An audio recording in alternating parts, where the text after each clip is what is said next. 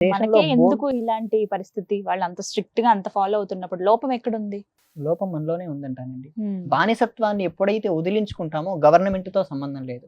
Irrespective of government, irrespective of people, ఎవరితో సంబంధం లేకుండా మన ఆలోచన విధానాన్ని మనమే సక్రమంగా తీసుకెళ్ళగలిగితే ఎవరితో సంబంధం లేదంటానండి. అవునా? ఇప్పుడు మీ ఇంటి విషయాలు నాకు అవసరం అండి? అస్సలు అవసరం లేదు. మీ ఇంట్లో విషయాలు మీరే చక్క పెట్టుకోవాలి. అంతే. ఆ నా చక్క వరకు మాత్రమే.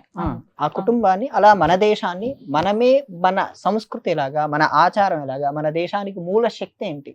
మన దేశానికి ఓ శక్తి ఉందండి. ఏంటండి అది? ఆ శక్తి పేరు సనాతన ధర్మం. Without Sanatana Dharma there is no India, there is no Bharat. అవునా కాదా? భారతదేశాన్ని మొట్టమొదటగా ఈ పాశ్చాత్యులు చూసింది కూడా సనాతన ధర్మ కోణంలో నుంచేనండి. వాళ్ళు అప్పుడు కూడా ఈ దేశానికి పేరు హిందూ దేశం అనే పేరు పెట్టారు.